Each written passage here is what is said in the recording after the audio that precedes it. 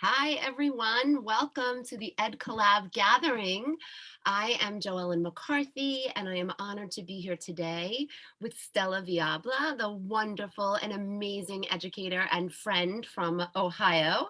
And I am, for those of you who don't know, I am privileged and honored to be one of the Ed Collab book ambassadors. So I get to talk books with people like Stella and wonderful educators and students every day. And I am very honored to serve kids in the pre-K through 8th grade classrooms. Welcome, Stella. Beautiful. Thank you, dear. It's such a what a joyful way to spend the next hour together. I get to spend it with you. I get to spend it with our friends at Ed Collab, and we get to talk about books and we get to talk about how to elevate the already amazing brilliance that our students bring through picture books, through poetry. Like my friend said, I'm Stella Villalba. I am a teacher leader and a staff developer here in Ohio. And I've been in education for over 24 years and have the privilege and the joy of working with multilingual learners. So wonderful. We're so happy that you can join us today. And Stella and I are friends and colleagues who have known each other for a very long time. And I know that many of you are probably already admirers of her work. And I am sure after today, you will continue to be. I'm going to put back our information so that you can find out ways to keep in touch. My Twitter handle is on there. Stella's Twitter handle is on there. And Instagram, email. Stella has a beautiful blog. And I'm also the proud author of Layers of Learning, a book that celebrates and centers kids and the importance of care and using read alouds to do both of those things. So welcome today. Again, we're super excited that the world has connected us through this Mhm. joyful expression of books and a celebration of books. And some of our backgrounds are interconnected in many ways, right? Yes, and one of those backgrounds is Bookalicious. We have both work and do work with Bookalicious, which is why we have those beautiful Bitmojis, right? Or bookmojis, representing a little bit of us, because one of her passions is definitely the beautiful, the brilliant world of children's literature, and especially the way it had advanced our community forward through stories, for sure. Absolutely. I love you said that. And one of the things that we're going to talk about today is how our intentional decisions that we make, how our focus on joyful representation in stories, how our ability to use books as co-teachers, and then to really research not just the books, but the kids who are in front of us. I think That's it. that's one thing that we believe so strongly in. And in that process, if you walk away from today and you get a few titles, great. But more importantly, we're going to share the messages that we have with you, which will be centering kids, centering care, and just really that research of kids and books and repeat, repeat, repeat. You know, JoEllen, you just reminded me of a tip that I always give to teachers when I am doing workshops alongside them, is that I always like to plan with a photo of this of my students in front of me, because it's the way that I am reminded and stay grounded that I am serving them, and that is their identities and their lived experiences that need to come into the classroom, and the ones that I need to be centered. So thank you for bringing that idea into this conversation, because there are a lot of wonderful poetry and picture books, but who are those? Who are our students is where it all starts. And it is the first question that we ask ourselves, and then we'll go from there. Absolutely. I love that. And I think one of the things that you and I have talked so often about is that there are so many beautiful books in this world that help make this work joyful and powerful. And when kids can look at books and view authors as teachers and co-teachers, and they understand the power that books, in sharing those stories and really giving them the confidence and the competence to share the beautiful stories that they have in their own lives, it's just a win-win situation. I agree. Absolutely. So, one of the things that we've been thinking about as we crafted this hour of learning and joy and centering picture books and poetry is we're standing on the shoulders of two amazing scholars that are helping us think through this work. And of course, how can we talk about books and not talk about Dr. Rudin Sims Bishop, who introduced us to the concept of books as mirror windows and sliding doors. But she also talks about poetry. And I love this quote. It's so perfect for us for today. Poetry has a kind of magic, I think. It's condensed, it's intense. It helps us to see, and it's short, well condensed. So, but it also helps us to see the ordinary things in the new ways so that it can become extraordinary to us. And I think about that, seeing things in new ways so that it can become extraordinary, and lifting that work. The brilliant Dr. Goldie Mohammed reminds us that our students are already genius, and what they do, it's already amazing in all their intersections of their identities that come into the classroom. So I think about when she talks about the stories that we bring into our spaces, into our learning spaces. And when she talks about how when we frame the stories of people of colors as narratives steep in pain or even smallness, this becomes the dominant or sole representation. And we don't want that. We don't want, that is the danger of a single story, like Chimamanda will talk about. So we stand on the shoulders of these two scholars to think about the brilliance of our students, the joy that they have in their stories, in their past, in their present, and the stories that are yet being constructed. And we think about the joy and the magic that poetry brings. And that's how we're framing our learning for the next hour. So well said. And thank you for that. Stella and I also wanted to really emphasize and start with kids, because as she and I have both said, these are the poets, these are the authors, these are the artists and the storytellers who are in front of us. And so when we think about the opportunities to really bring to light the beauty and brilliance that they already have, giving them tools to see that books give us not only permission to see beautiful stories, but they give us permission to feel. And as we've already said, we really, really, really want to start with joy. And so we think of books like In My Heart, which is a book of feelings, and Layla's Happiness, which is a text that also looks at and examines what happiness is to this narrator in this story. And one of the things she says in there is that happiness is poetry, which is why this book came to mind. And I think, as we were framing this workshop, we said two things that really stood out for us. And that is that books give us permission to feel, and books give us permission to steal. And I think that that is really like the recipe for success for kids, when they understand that we all have stories to share, and then they may be perhaps given an opportunity through other stories, through other authors, to see what could I borrow? What could I then extend on, whether it's the structure, the idea, a beautiful line, the language, the imagery, and giving kids permission to know that is how we all grow. We have a vision, we want to imitate, we want to emulate, and we get that inspiration through books. And JoEllen, I'm a multilingual learner, and English is my second language. And I think about how when I'm learning English, up to nowadays, because here's the thing, we all are learning a language. We're all English learners. If we think about, nobody ever achieves a status where it says, oh, proficient. So we're always capturing words and language and how people express things. And one of the things that I did even as a 10-year-old learning English in South America is I will keep a journal with beautiful language that I will be learning in class, things, expressions that you will say in English that will be very different than the way we will say it in Spanish. And it's so interesting, JoEllen, because I do know the power that carrying that practice did for me. I invite our students to do the same. It's like keep a couple of pages in the back of that notebook, or make a column, or use the margins and write down. You like the way this sound, write it down. That's what language is for. Language is built in community. It belongs to all of us. So it is absolutely more than okay to take it and say, how am I going to make it mine? And poetry allows us to do that.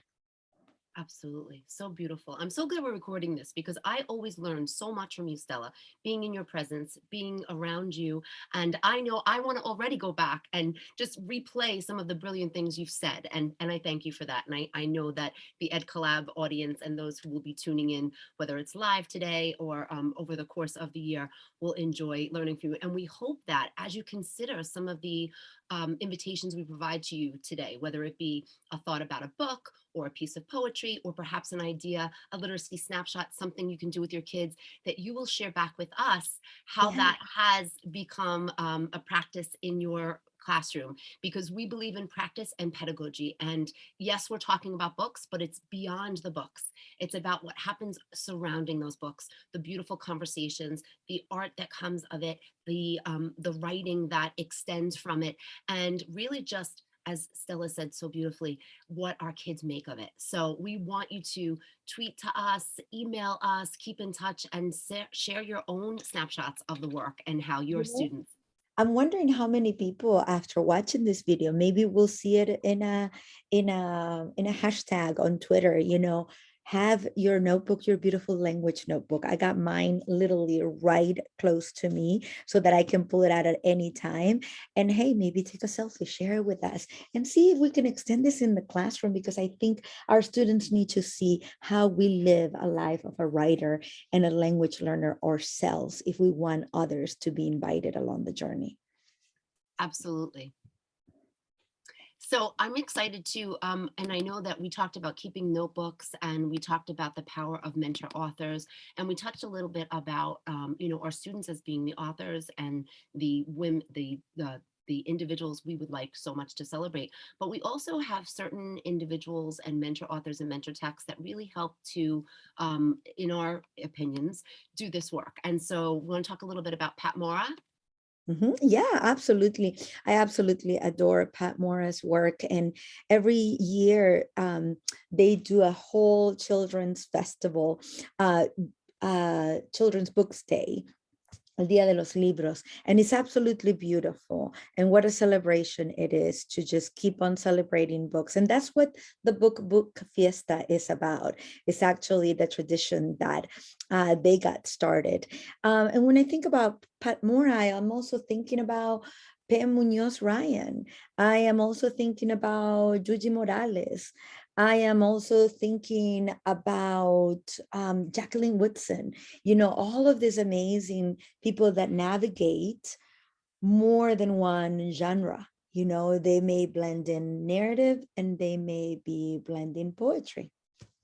Absolutely. I'm glad that you mentioned Jackie Woodson, because again, when we were crafting this work, we talked about her companion text, the year we learned to fly, which is such a beautiful story, and again, equally as beautiful in the illustrations and the message in there, where Jackie talks about how we share this message with our kids to use their beautiful and brilliant minds, and how over the course of history and throughout, many individuals' lives, especially the Black experience in America, she speaks to that in a way in which even the poetic phrases that are in there again and again in the repetition. And so if we go back to thinking about not only the opportunity to share a beautiful story, but that opportunity to feed two birds with one hand, to think about that story influencing a narrative or influencing poetry and borrowing that line. And so Jackie's work is, of course, someone that we go back to again and again and quite often. I agree. And remember that The Year We Learned to Fly is also available in Spanish, and the beautiful illustration by Rafael Lopez are just brilliant combination. Gorgeous. Absolutely. So again, we could spend the entire day just rattling off, talking about those individuals who influence our kids and give us the inspiration. And so we hope that we will invite you to consider a variety of texts that perhaps are new to you or new to your students, or perhaps validate something you already do. Maybe there's some old favorites, but again, thinking about how the intentional choices we make in the text, and thinking and talking about and beyond the text, is what's going to make this work so powerful. So let the books and the kids do the work, essentially, right? Absolutely. Yes.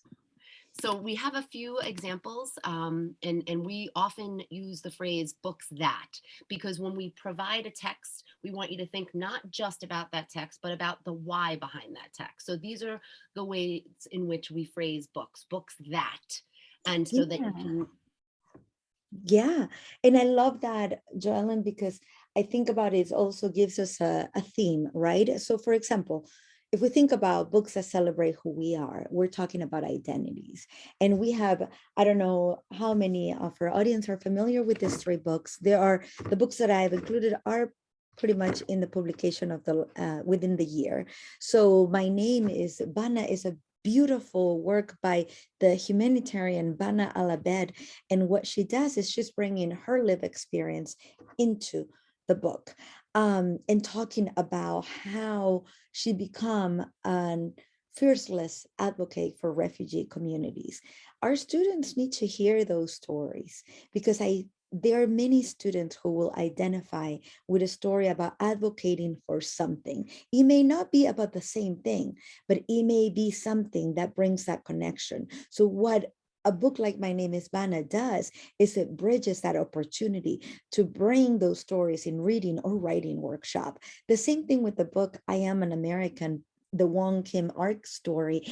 I just discovered this book within the year. And one of the things that I love is the possibilities of conversation. This is based on a true story. This is the story of Wong Kim Ark, who was born in the United States, but when he went home just to visit family in China, he wasn't allowed to be back into the United States because he was told he was an American. So he was in prison for several months. He is a fierce advocate as well, in which he brought the case all the way to the Supreme Court. And so now we're able to honor families, international families whose kids have been born in the United States because they are American citizen. So a book like I Am an American brings the questions of citizenship and the borders that we humans create. We know that that's tied to our common core standards. So we can bring a book like that is alive, but it brings us into a bigger conversation. But most importantly, is the critical thinking and the critical conversation and the dialogue that those books will bring. Same concept with Beautifully Me, Nabela Noor, who is an advocate for self-love. This is a story. I absolutely love the story.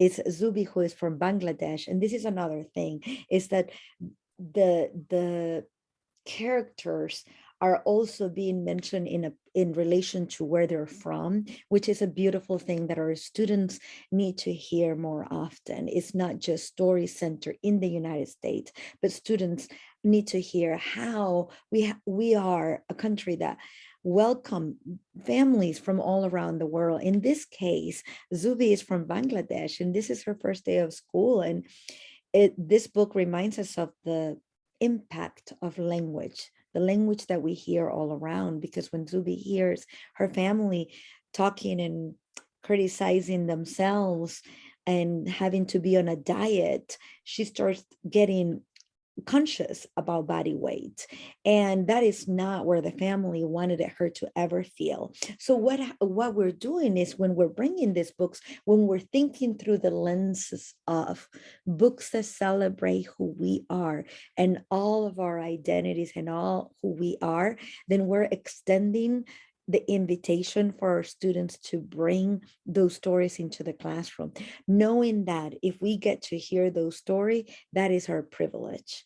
That is an absolute gift that they give us. Absolutely. I think that you mentioned so many beautiful books and opportunities. And again, that within our classrooms that we're giving kids stories that help them to explore and to honor and to recognize and to appreciate the various aspects of all of our identities. And I think story is a beautiful way to do that. So on the note of the I am, and I see this in I Am an American, and I think about other books that have this phrase. And I think of the work of our friend Charles Smith Jr., who has done actually several Ed Collab gatherings for us, and with us as a friend and contributing author. His work is so powerful. And looking at the refrain in I Am America and I Am the World, and of course, the beauty of his poetry in 28 days, thinking beyond moments in Black history confined to 1 month. I think all of these texts send powerful messages to our kids and help us to, again, celebrate and really recognize the importance of, just using our writing as a tool. Like you mentioned the I Am an American book. And the first thing I thought of is how important it is to use books that are giving kids an opportunity to see that they themselves can be agents of change. And so Mhm. when we look at stories that have change agents, that they're recognizing and understanding and appreciating this connected idea of agency and activism, and how that could be influencing who they are and what they do, not only in their classroom, but in their communities and in our world. And that's what story is so powerful in being Yeah, able to do. I love that, JoEllen. And can we also like interrupt this idea, or disrupt, I should say, this idea of just doing this kind of work at the beginning of the year as a way to get to know our students? I feel like identity is not a, it's not a fixed thing. It's we develop many identities as we go through life. So it is always an evolving conversation. Why wouldn't that be the same case in the classroom, right? It's not about just doing this identity work at the beginning of the year. It's about sustaining it all throughout the year. So it is about our identity. It is about culture. It is about languages. It is about tradition. It is about concepts of citizenship. It is about concepts of family, right? So we want to make sure that we do say this is not, units that we will say beginning of the year. No, we want to disrupt that thinking and say, make sure we're always getting to know our students all throughout the course of a year, as we grow together, as we learn together, as we evolve together. Our identities are also growing and evolving. So well said. I couldn't agree more. And books helping to build those communities at all different stages, right? And I think when our spaces are those spaces which allow for those conversations, as you said, throughout the year, that's what strengthens and nurtures our communities, right? And just think about it too. As kids come to our classrooms, we have students who don't start in the beginning of a school year. They may come to us, mid-year, moving in from other places or other schools, and so therefore, again, this concept and this idea of using books as a conversation and as a tool to help celebrate and nurture community, and then kids to see themselves, and to view story as a way in which they can celebrate their beauty and their brilliance, I think is really essential. Thank you for bringing that up, which is another reason why we wanted to address poetry specifically in this session, because oftentimes poetry, like everything else in units driven schools or schools that celebrate, periods of time or chunks of time, we want to think beyond units, and we want to think beyond, heroes and holidays, and really this beauty of poetry throughout the year, just as stories should be told throughout the year and not be just solely isolated around specific celebrations of time and holidays. And so that celebration of poetry is something that should happen all year long. And so we wanted to invite you to even ask that question. These are two books that look at poetry through community and through, just this exploration. And so when Daniel finds a poem, Daniel goes through and asks the different animals that he comes across in the park, and what is poetry. And with each interpretation and definition is a new idea to explore. And in Kiyoshi's walk with his grandfather, he gets to see and experience and understand all the beautiful opportunities for poetry. And I think that is what's so powerful. Invite your kids to ask and to finish that sentence. What is poetry to you? And so here's, just again, this idea of affirmation of identity, using poems and using poetry to get kids to celebrate who they are. I love that. And that book, The Me I Choose to Be, It is absolutely breathtaking. If you have not seen this book, you may want to check it out from the library and take a moment to just absorb the art, the beautiful photograph that is in every page. It is truly a work of art. It really is, which brings us to another idea to consider, where you can invite kids to take photographs or take Yes, images from the community, from their yes, neighborhoods, from their homes, and to write poetry off of those images, or to yes, just create a collage that in itself is a piece of art that celebrates who they are and where they're from. And there's so many beautiful books that do that work as well. Dream Street. And I have some books on here. We put together some books that celebrate community, and I'm just going to jump to that for one moment, because I think it's important, again, thinking about where kids are from, and celebrating that idea. And so, yeah, books yeah. on a community on my block, which is a beautiful Mm, collection of artists and paintings from a neighborhood. beautiful. Dream Street, which is a beautiful story, where that question is asked, and celebrating and thinking about hopes and dreams and joyful environments. And then a new Yes. text that's not yet out is called Show the World. And I hope you'll consider checking that out, by Angela Dalton and Daria Peoples, where it's really a celebration of self-expression, and it invites the reader to think about, how kids can use their voice and their words or their art, or what they will do to either say something or make something to express the beautiful ways in which they live in this world and the ways of being. And I just absolutely love that book as well. And because we're talking about community, JoEllen, can you take us? We're just gonna, yes. I believe we got, because it's such a beautiful way to go to places, the places where we come from, because you're talking about community and place, right? Our communities can be in different places, but because we're talking about that, here are three wonderful books that also celebrate community, which I think about how, if we ask our students, what is community to you? Who is in your community? What would they say? Our students bring so many different experiences. I think about my day with the panye, which is such a beautiful story by Tammy Charles, and it takes place in Haiti, honoring a beautiful tradition that it takes place in that country, and it's carrying the woven basket to market. There's more than that. There's so much more than just carrying a basket. It's a tradition that is being passed from generation to generation, but it is a place that is being honored through the story. The same thing with Cookie in the City. Cookie is a frog in Puerto Rico. It's the name of a frog in Puerto Rico, and that makes a beautiful sound, cookie, cookie, which I know our Puerto Rican families and students will totally recognize. Well, that book, yes, it is about a student that moved to New York City and leaves Puerto Rico behind.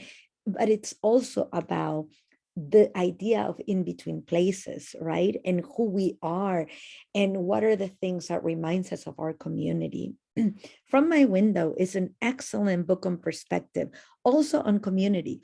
This one by Octavio Jr. is a beautiful book that takes place in the favela in Brazil. And La Favela in Brazil is a community that the media have not really honored who they are as a community. They were mostly portrayed as a very dangerous community.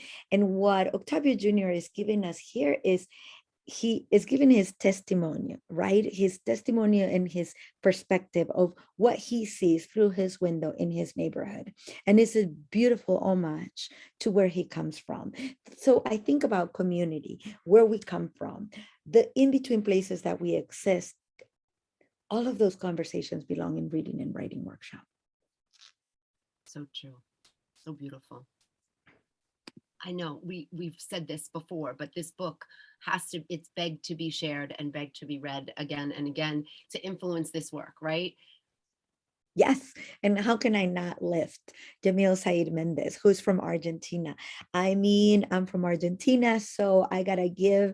At the first time that I read that book, I did not know where she was from, but here was my clue. it talks about Las Pampas, which is a region in Argentina, and that's how I knew the author is from the same country that where I'm from, because he's using a word that is very particular to my citizenship. And that, I feel like that book and that question is just again more invitation for stories, which is what we're trying to, convince and nudge you to do in this session, is just to keep on bringing the beauty and the brilliance of our student stories. Yes, and I have to thank you too, because there are a lot of books that you've brought to this session that are new to me as well. And so I think that that's another takeaway for teachers, right? We need to spend Right. time together. We need to spend time with reading advisors, going to the library, going to bookstores, attending sessions like these where we can be, mindful of what do our collections reflect? What do Yeah, we have in our classroom? Where are there gaps? Again, researching first the kids, who is in our classroom, what books should we or might we now seek out because of those kids that are in our classrooms, and just noticing the variety of texts that are out there and recognizing that it's okay. We need to be asking for help. You can't possibly know everything. I don't know everything. I'm learning every day, and I'm so thankful to educators and colleagues like Stella and my colleague Julia Torres and just my Ed Collab friends, and just being an educator who is really responsive to the kids in front of us. I think that's so important. I know you and I both sat in on a session with Zaretta Hammond where she talked about how, teachers have to move away from best practices to more responsive practices. And I, yeah, I just love that. I think that is such a powerful statement as well, because when we're doing that, we really are centering kids. that's And that's the most, because the children are our curriculum. At the end that's of the right. day, that is the most important thing. The children are our curriculum. That's right. And when we say things like best practices, we have to ask the question, best for whom, Exactly. Best for whom? right? Another Best for whom. powerful takeaway, right? Leaving here. And, that's one of the things I love in the work that we get to do, because we get to be surrounded by other educators as well as students as learners.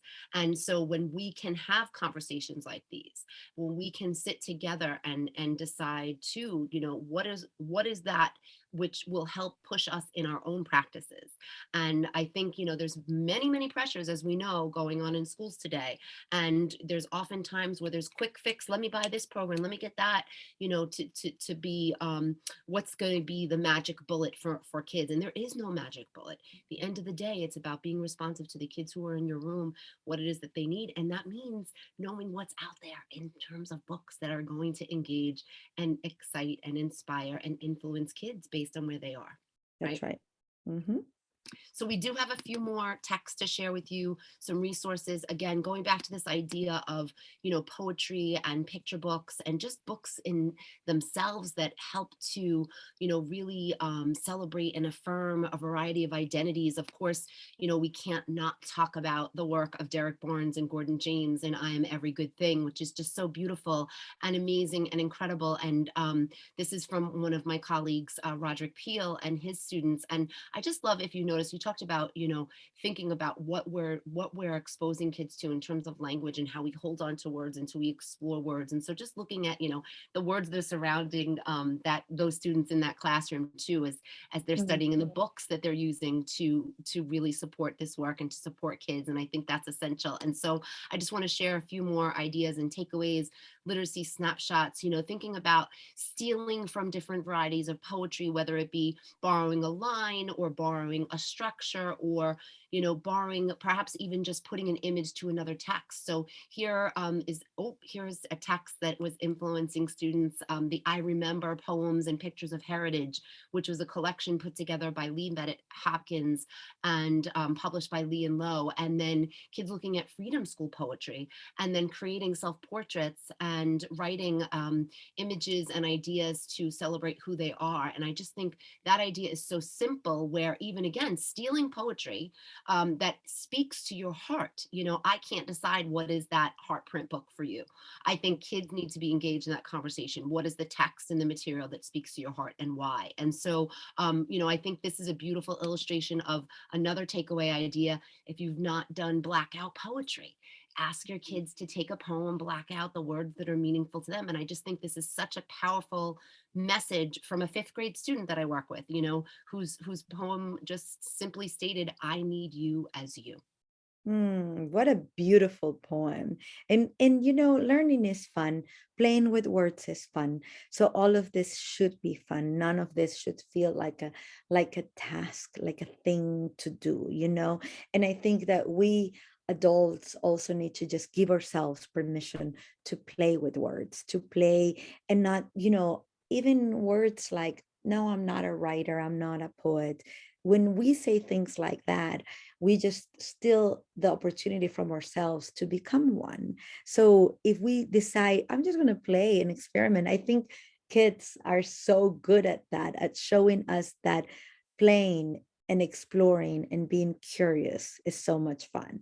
And I think we should continue to get inspiration from them. They're masterful at that. They're masterful. Absolutely. Absolutely. Couldn't agree more. So I know we talked again about, the books that celebrate community and individuals. And I want Stella to continue for us some additional wonderful, beautiful books. So I'm thinking about trying to think about big themes here that will honor a student. We talked about, books that honor who we are, books that honor the places where we come from. We also want to think about books that celebrate stories being told through generations, right? In that beautiful picture, we saw the boy in the pictures JoEllen just showed recently, the boy was holding a t-shirt that says, I am my ancestors' wildest dreams. And I think about, how are we honoring our ancestors? How are we honoring the stories that are being passed from generation to generation? And the story, Tomatoes for Neela, I don't know if you're familiar with this beautiful TV show host, Padma Lashchin, who is the host for Top Chef and Taste the Nation. Beautiful series, one in Hulu and the other one is in HBO, I believe. But in this story, we have Mila who loves cooking with Ama. And in this story, it's beautiful to see how this family is keeping the family recipes in a notebook. And so Neela is getting that idea of writing is so important. It's a way to capture ideas and thoughts and things we want to remember. So she has this little notebook where she writes down recipes. And on this special day, they're looking for tomatoes at the market because that is something that her pati makes in India, and it's a way to bring them closer.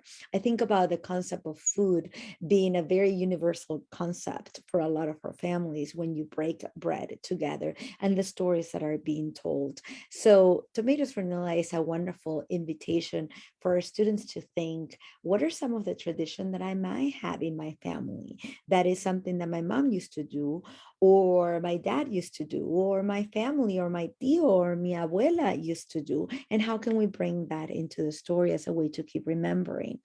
Puras Cuentos, it's another great example, another great mentor text for and a story, a memoir, right, of Pura Belpre, who, when she moved from Puerto Rico to New York City to the United States, and she started working at the library, she couldn't, all the books she was reading, none of them carries the cuentos, the stories that she heard growing up.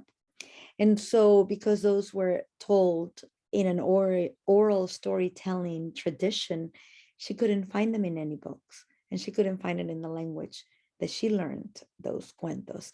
And so she decided, again, with this idea of disrupting, right? She decided to disrupt some of the way we tell stories. And instead of reading it from a book, she started telling stories. Again, books can be an invitation for us to disrupt some of the things, some of the norms that we think is the only way to do things. We don't just read books, we also tell stories. And that is a valid way of passing knowledge from a generation to another generation. And our students need to know that. So when we are meeting in parent teacher conference with our families, we don't just say, please read a book with your child. We may say, please read a book with your child and or tell stories at the table, tell stories at bedtime, tell stories when you're at the park. That is also a way to honor literacy and honor who we are. Absolutely. I know that when we talked a little bit about some of the texts that nurture writers between storytelling and experiences, these are two books that come to mind. And the first one, Abdul's story, was written by Jamila Tompkins Bigelow, who wrote Your Name is a Song, and several other texts, and illustrated by Tiffany Rose. And I just think it's a beautiful text in a story that a child who's trying to find his confidence in writing, but it's also a message to add to what you were just talking about, Stella. You know, that I think kids who feel the pressure of the actual act, the physical act Mhm. of writing, need to see and understand that telling stories, as you said, is just as powerful. And I think it helps to share stories and then talk. How would you feel? What would you do? What do you recognize within this story and this character? And so even the pressures that he felt as a writer because of the physical act of writing, being able to have conversations about the power of story. And that's why I paired these two texts together, because Elena and the Great Play is the text that was just the last text written by the wonderful and talented Eloise Greenfield before she passed, and it was illustrated by Colin Bootman. And I just love this for storytelling narrative because it is a story about her experience being in a school play, and just the ideas and the little ways that we can look at the seeds of her day in here, in how we tell the story and what are the important aspects of thinking about what happened, and feelings that we've had and the moments that we capture. And I think this is a beautiful story that illustrates her experience. And what I love about it is she's constantly being celebrated by her parents and told how stupendous she is. And she's, if you What a don't, great word to steal. such a great word to steal, right?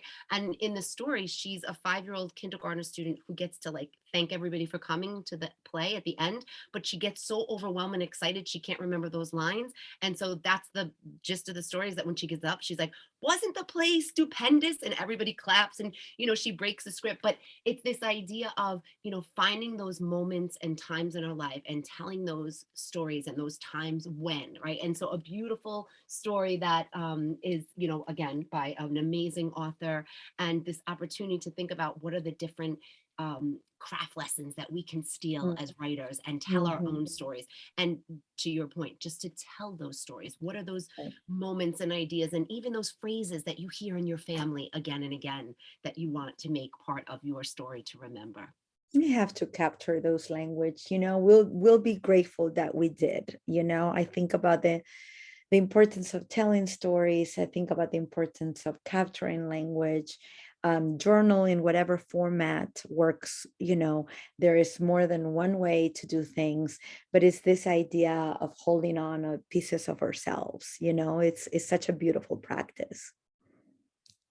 Holding on to pieces of ourselves. See, Stella, I'm just gonna want to just have everybody come and walk away with these beautiful lines from Stella, and Your think about notebook. how Get your notebook. get your notebooks out. Exactly, exactly, Well, exactly. and the next text of books that we're going to talk about, it's again, we're centering our students. The next set is I wanted to make sure I included this because I often think about our transnational student and transnational as our students who hold ties and traditions and families and communication with family that it's outside of the United States, may or may not visit those families physically, but there's definitely a tie. And to live a transnational life is to live a life in more than one place. And our students need to know that there is beauty in that. There's absolutely beauty in living in more than one place. I love David Ball's latest picture book, Mis Dos Pueblos Fronterizos, My Two Border Towns, because it described this beautiful ritual that this father and son have of going to crossing the bridge that will take them across the other side of Rio Grande, and they will go and visit the other town. And when they get to the other town, there is a huge eagle that welcomes them, right? Mexico. And the trip includes traditions like a favorite meal or Tio Mateo's jewelry store or paletas. And for sure, it includes a trip to the pharmacy because they will take supplies and essentials to families and friends that are seeking refuge and asylum in the other side, right? So David Bowles writes extensively about his experience as a transnational citizen, as a transnational human being. And I appreciate David Bowles' voice so much because I can only imagine. They Call Me Güero. It's a beautiful, it's again another brilliant work by David Bowles. He brings into perspective what we don't often find in picture books and what it's like to be in two worlds, in two places, because you're truly, truly, truly holding ties in more than one place because you have family. So if we could look at more books, I want to show them a couple more where three oceans meet and home is in between. These two books, again, publication where Three Oceans Meet last year. Home is in between, maybe a year and a half, maybe 2 years ago, but a very recent publication. We're just now starting to see stories about transnational lives. And our students need to hear these stories about what is it like to navigate. You know, for some, it's seamless. It's just part of who we are. And for others, like we see in the story Home is in Between, where with Miss Shanti, she does struggle a little bit because she says, I am American, I am Indian, I like to dance Bollywood, I like to watch Hollywood movies. What is my place? What is home? Who gets to define home? And I can only imagine, again, lifting the work of Dr. Goldie Mohammed, the genius of her students, if we invite them to bring those stories and the privilege that we hold as educators to hear those stories. But I am definitely keeping my eyes on picture books that honor the transnational lives of our students. Yeah, a new book was just published this week, and it's called I'll Go and Come Back. And I should have put that on here. And remind me, I'll maybe tweet it out when we're the session is live. It's a beautiful text. I went to grab to Google, and I accidentally hit something that made sounds. I got nervous, but I will definitely get back to you on that one. But Beautiful. I think, to your point, when we have texts that, can help to amplify a variety of voices and stories, and with this joyful representation, I think is so essential.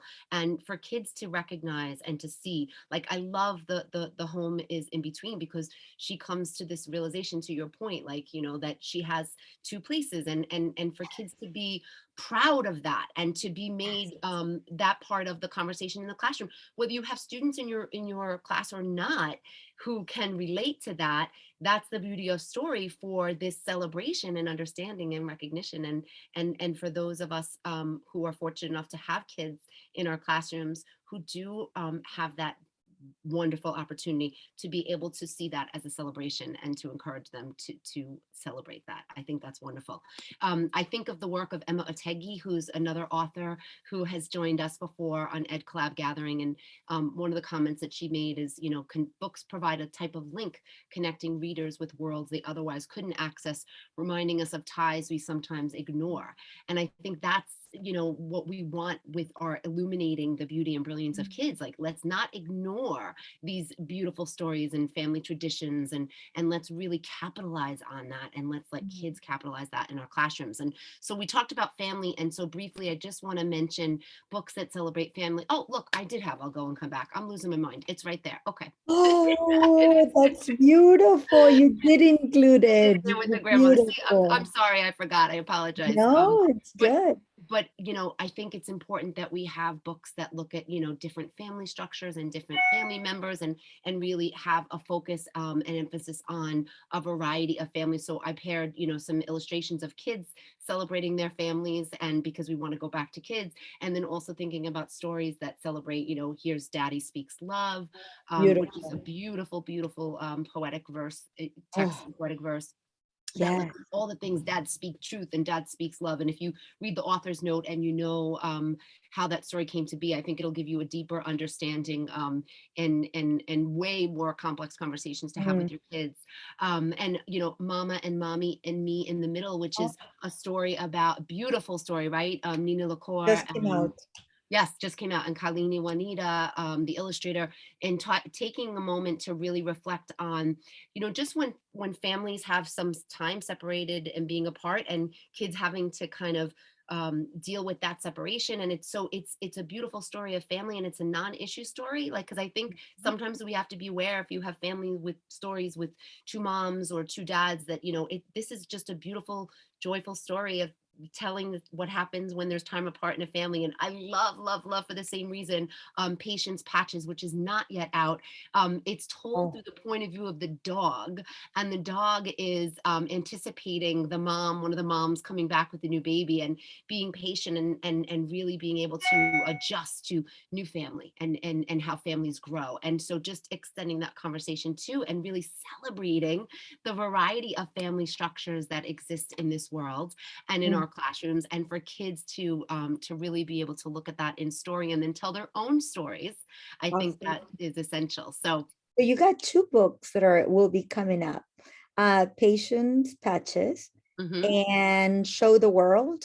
You mhm, mentioned earlier, right? yes, yes. Writing it down.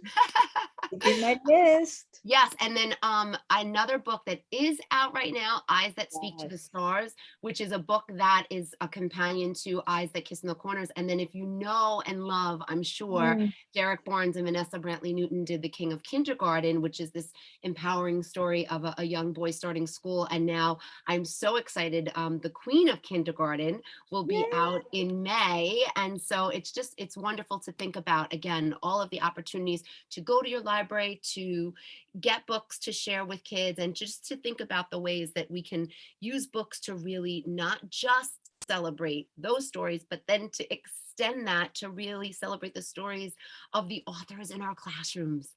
And I Yes. think that's really what we want you to walk away with. And we hope that you'll share with us other titles, other ideas, things you've done in your rooms. Yes. Wow. I think we said it enough and we won't get tired to say it again, right? JoEllen, it is about the books are the bridges to get to the stories that our students have inside and that they're ready to tell us. We just need to make sure we're honoring the spaces that they need to create. Beautiful. Absolutely. And we started with students, and we want to end with students. And I just think this is a joyful look at, the students as the writers and the artists that the world needs. And so we are excited to learn from you and from those artists and writers in your rooms. And we hope that you'll stay in touch with us. We hope that you enjoyed the session. You can reach out to Stella or myself, or tweet during the Ed Collab gathering. Let us know your thoughts, and definitely reach out if you have questions or comments. We are always learning, we are always growing, and we hope, like you, to always be able to share with you as well. I know that isn't that the truth. We're always growing, we're always learning, we're always listening. And I think I cannot wait to see what are we going to learn tomorrow? I don't know. Where it's about to be seen, but I know that in the presence of a child, we're always going to learn something new. Thank you, JoEllen, for doing this work with me. This is I hope that I hope that our friends from Ed Collab, our beautiful community, takes away just get their mind going with tons of ideas. Pull out the pictures of your students, put it at the center of your table, and start dreaming big dreams, inviting those stories to come into the classroom, because I can't think of a bigger privilege than to access our student stories. Absolutely. Thank you so much, Stella, for Thank doing you, this with me, being a Ellen. thought partner in this work. And I love Yes. you, and I love the work that you do. And thank you all for joining us today. And we look forward to hearing from you. Yes, thank you. Have a great day at Collaborate Community.